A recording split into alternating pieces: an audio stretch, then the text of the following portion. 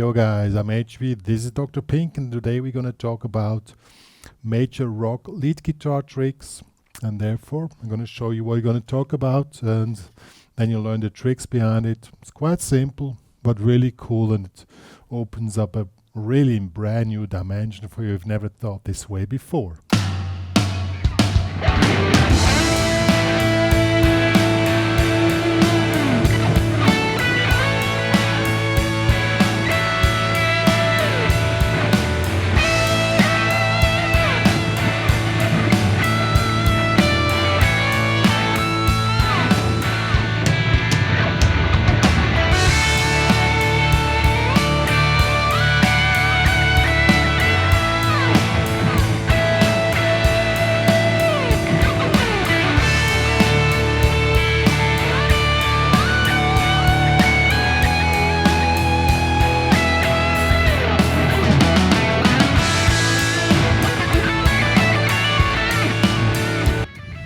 Yeah, and so on. When you play any tune, any rock guitar tune in a major key, the lead guitar functions quite different. First of all, because it's not used so often. Second of all, because you cannot noodle all over the chords with the pentatonics, which probably would sound out really good. So you need to know what you're doing, and you need to refer to the chords you're playing. That's the first thing. Second thing is you need to be able to control the long notes. So sound setting for a long note is preferably, here I'm taking really extreme high gain sound. I switched off the delay now. I'm gonna tell you come to the delay after. So we have this is Soldano amp with a 4x12 cabinet on maximum gain, to create, as you can hear, how the overtones, the top tones are coming in when you do a proper vibrato.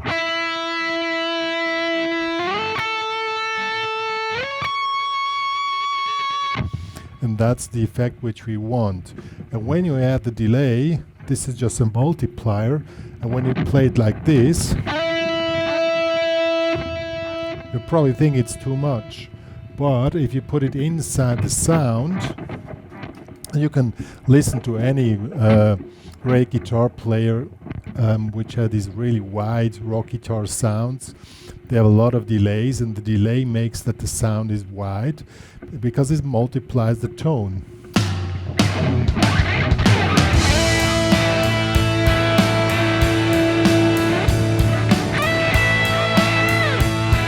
See? I'm going to switch off the delay now that you can hear the difference. So I'm not just talking from my personal views, you can hear the difference.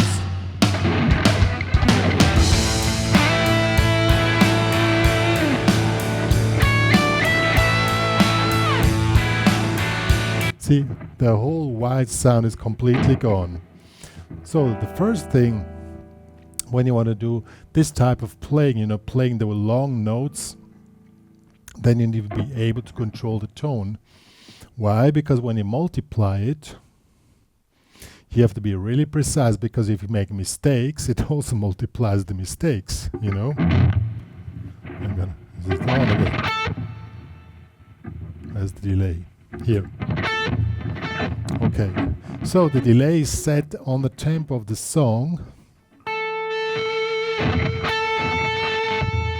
In this case, it's 95 BPM, so the delay repeats quarter notes in 95 BPM, and this creates this doubling effect.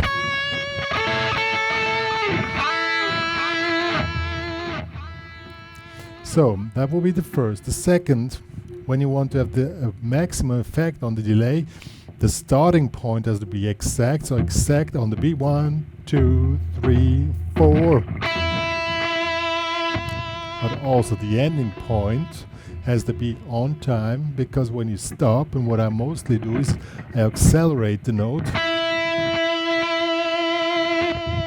and end it on spot, and this creates this cascade of tones which gives you this really wide sound. So let's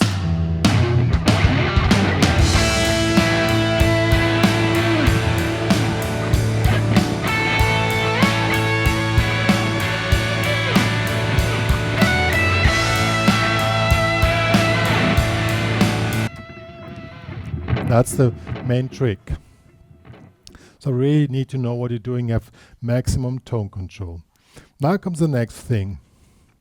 And that will be part of the main tricks I want to show you. Which are the notes which work this way, the long notes. Of course, so in this case, this is a tune with A, D, and E. The normal classical cadence. This one here.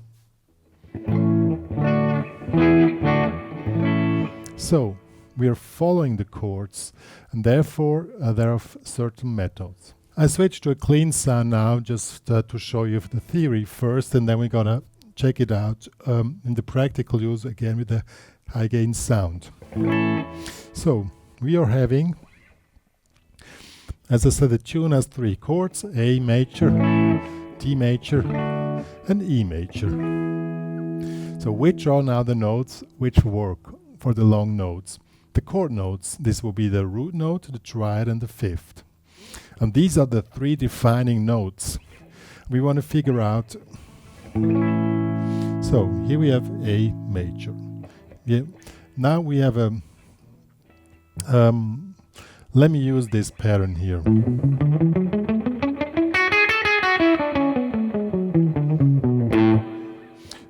I always use 3 notes per string, but you can use any other pattern, doesn't really matter.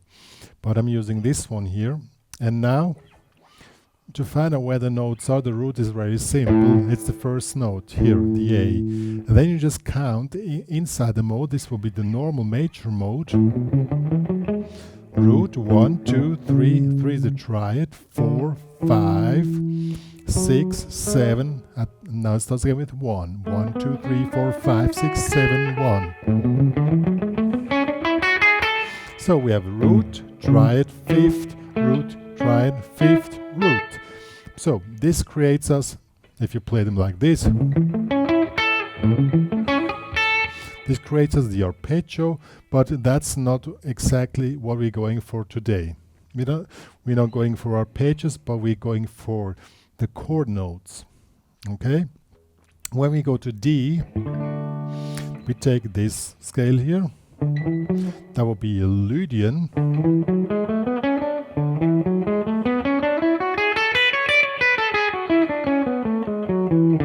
Okay, Lydian. And now again, here's the root. Here is the triad. Here's the fifth. And here's the root again. Triad, fifth. So we have, here we have the chord notes. When we go to E, the mode changes, of course. Now we have Mixolydian, but the same chord. You can take the same arpeggio as before, but you need to embed it inside the new modes. That will be Mixolydian. That will be this one here.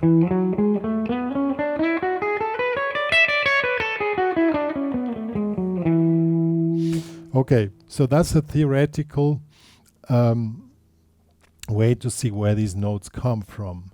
Now let's check out the practical use. If that was too complicated for you, just can take the chord and take any of these notes. But I really recommend that you know which is the root, which is the triad, which is the fifth. Why? Because now which one is to select of one of these 3 notes, you know? And I have a system which I want to explain to you guys. The root creates a feeling of closure. You know, if you play something like closure, because this is the root, we're coming back to the root. The triad creates an effect of definition. It's quite defined. If you play something, it defines something. So if you want to make definition, go to a closure, you make something. Okay? The fifth opens up a new dimension. As you can hear, it opens up. Definition, closure. So I will not call them root, triad, fifth. I will call them closure, definition, and new dimension. And if you want to put these values into the notes, then you can start playing around with them, you know. I'm going to show you with this, with the track, which is quite long on A. We start on closure, definition, and new dimension.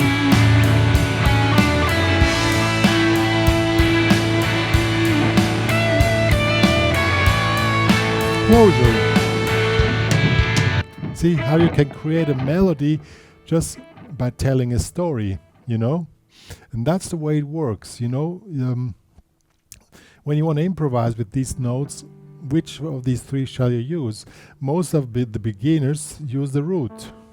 But then it starts to sound boring, because it is boring, because that's the closure. So try to select the other notes as well, okay? And that's the main thing which I want to teach you guys today. And now you can jump between those notes. You know, you can jump directly. Or you can, I mean, depending on your ability on the fretboard, you can also, what I often do on one string,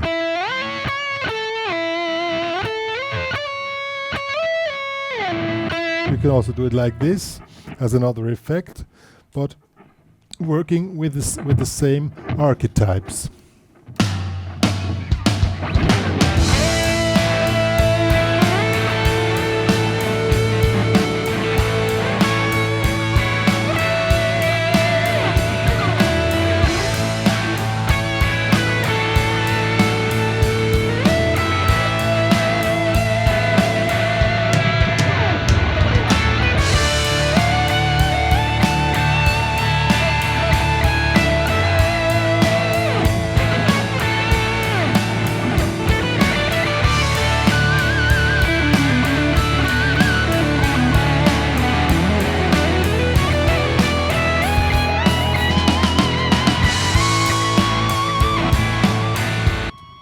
And this way, I was playing a little bit too wild stuff now, but just to show you how you can develop this system and create whole types of different solos. You're not playing licks anymore, you're telling a story. By using this, by connecting these spots, and by making different types of variations and different types of dramatic expressions. And that's what counts at the end in music. It's not about playing licks, at least in my point of view. It's about telling a story. And if you need to know, have a vocabulary to tell a story. And I want to encourage you guys to think about this. It's not only three notes. It's the vocabulary for your story. And of course, we embed them now in these 3 note per string scales.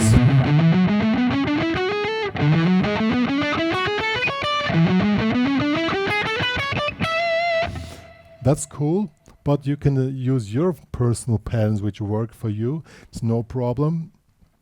It doesn't change the way you can see it, you know. And that's the main thing which I want to teach you guys today. It's probably not what some of you guys think this would be, but it's quite cool. So let's give another example. And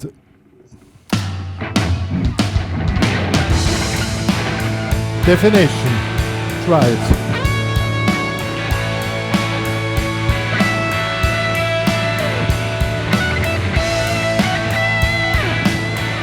New dimension. The closer. The definition. New dimension. Definition. New dimension.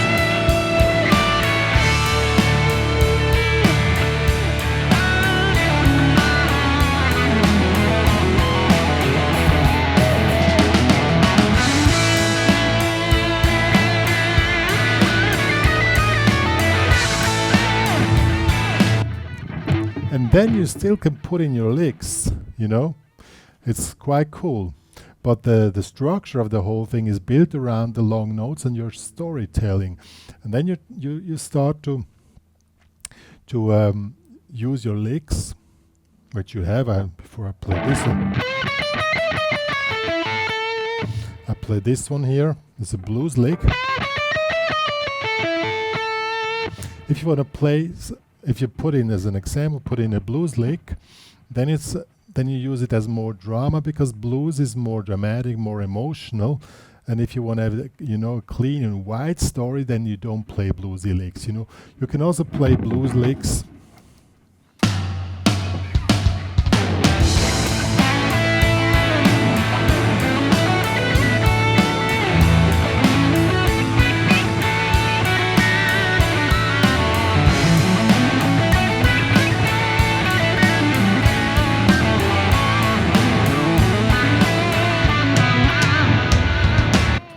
It works, just gives the whole story another direction. But the first thing you need to learn is to work with the three notes: the root, the triad, the fifth, root, closure, triad, definition, fifth, new dimension.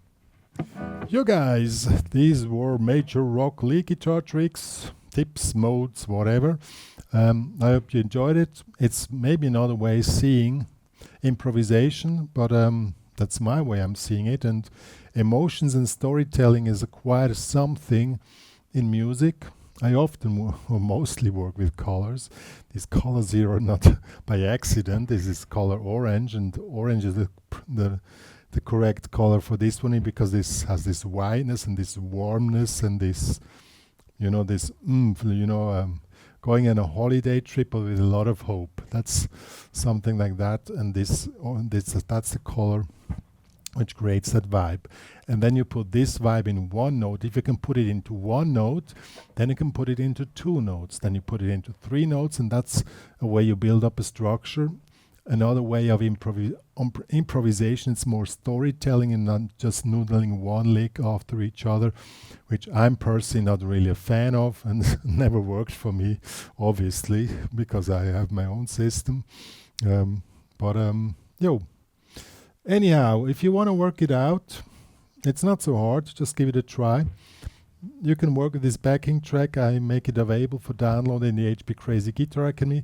Plus, I'm going to write down the modes I was just showing, the chord notes, root, triad, fifth, and one or two examples how you can work with this stuff, and that you have some kind of instruction. But basically, it's about storytelling and understanding how you can do that. One more to say. If you love my channel, please subscribe to it. Please also share to the world that me and Dr. Pink are existing, in order to support the work which we are doing for the guitar community. And yeah, that's it. See you guys.